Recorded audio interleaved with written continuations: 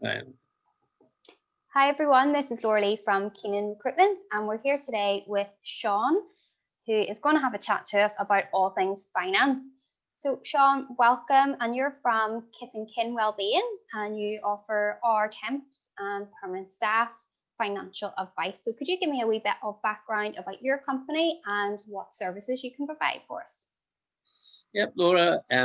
My name's Sean Bruen. I'm the director and founder of Kith and Kin Financial Wellbeing Social Enterprise. We are based in Belfast, and what we provide for Keenan Recruitment is access to financial advice for, as you say, any staff member or any temp. So we cover a wide range of areas that we'll maybe go through in a minute. But it basically means staff get access to free financial advice. Perfect. And can you explain a wee bit about what a social enterprise is and how you fund these services? Yeah, everybody asks me that, Laura. How? Because when we say it's free advice, everybody, you can see their eyebrows going up, as if, aye, right. So a social enterprise, first of all, a lot of people hear the word social enterprise, but they don't know what it means. So it basically means legally we can't keep our profits, so our profits have to be used for social good.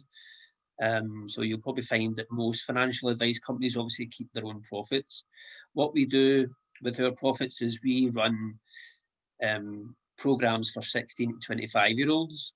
It's called financial life skills. So we prepare them for their financial future. So we explain how pay slips work when they start a job, or if they're trying to buy a house in the future, how they go about doing that. That's what a social enterprise is. Brilliant, thanks so much. So many of our temporary staff are students or recent graduates, and what specific support could you offer them, particularly around student finance or repaying student loans? Yeah, I was looking into the student loan finance part of it. So when you look at the actual interest rate, I think the interest rate you're paying on student loans is just above 1%. It's linked to the Bank of England base rate. So most common advice is, if you do have a student loan, some people worry about paying it off early. Because the interest rate is so low, the common advice is just to keep the loan going, because you won't get a better interest rate than 1%. Okay, great. So one of the barriers that our candidates find to accepting temporary contract is they worry they won't be able to get a mortgage or rental agreement. Is that something that you can help with? Yeah, we've actually helped some of the staff with that. So it can be difficult if you're on a temporary contract. Some lenders will decline you. I've been a mortgage advisor for 20 years over here, so it's basically just having the experience to know which lender to go to. But no, you can definitely get a mortgage if you're in a temporary contract. Sometimes it can decide on how long you've been in the temporary contract. So if you're just in it, you might struggle. But if you've been in it 2 or 3 years and you can show that it's a position that you can move from job to job, then you're okay. Renting is not as big an issue. You might need a guarantor or something just to prove your ethos and things. Oh, perfect. So Wendy from our hospital team had got in touch to say that she is coming close to retirement and needed some advice with her pension. So what type of pension advice and guidance would you be able to offer her? When it comes to pensions, we provide advice around, it's more to do with if you get 2 or 3 pensions. So if someone's in their 50s, they might have maybe worked in 2 or 3 different places. They might have then got 2 or 3 different pensions. And then people want to know if they merge them or do they keep them separate. Or people who are actually near retirement, and what do they do with their pension and their lump sum. In regards savings, my colleague Simon he's the advisor who covers savings plans and investments. So depending on what you want to save for, he will give you advice around the best savings plan for that. Oh, perfect. And I see budgeting is one of the services you offer. Obviously, a lot of our staff be moving from monthly to weekly pay. Do you have any top tips on how to get saving on a weekly? budget? It's an unusual one because most of the advice we've given is people going the opposite way. Yeah.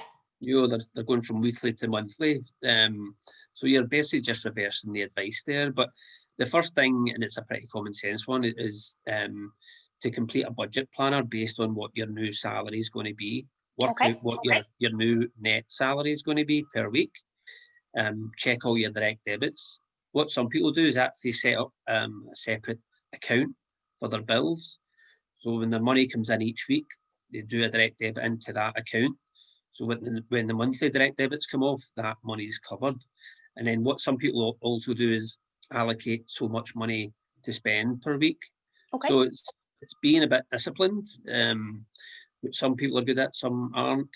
And then I think what some people have done for the actual process is they've spoke to their bank and asked for a temporary overdraft maybe for 6 months, because what you don't want to do is miss a payment, because that will then affect your credit score, and it can make things a lot worse for you. So sometimes getting a temporary overdraft just to cover that transitional period can help.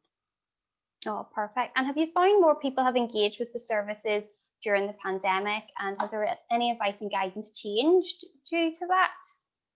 Yeah, I mean, we've been really busy. I think because we work with a lot of employers, and they were telling us that a lot of employees have either been furloughed or they've been laid off. So family household incomes have reduced. So then employees have then been asking for advice, because we can also help with maybe benefits advice and debt and things like that. So yeah, we've been really busy. The COVID thing, we actually do a budget planning webinar as well, which we just done one this morning there. So the sort of rules and terms are always changing. So even just now, even on a mortgage holiday payment, so a mortgage holiday payment, the rules around that have just been extended again. So you can now take a mortgage payment holiday. You can apply for one up until the end of March, which gives you a 6-month break. And you can also do that with personal loans and credit cards and overdrafts. So we're just constantly giving advice out to employees as things change through COVID. Oh, perfect. And Sean, how can our team get in contact with you if they do want to get some help and advice? Well, that's really easy. Laura, they just contact you. Okay, brilliant. No, they can. I'm working from home, so I live in Belfast. My mobile number is 07732 704 808, or they can just email me at a very long email address, which is on Sean.Bruen, so it's SEAN.Bruen, B for Bravo, RUEN, at Kith and Kin Wellbeing.org. Oh, perfect. And we'll put all the links to that. So thank you so much, Sean, for joining us. And we will hopefully be in touch with some new developments as they come out. Okay, that's great. Thanks so much, Sean. Thanks, Laura. Bye.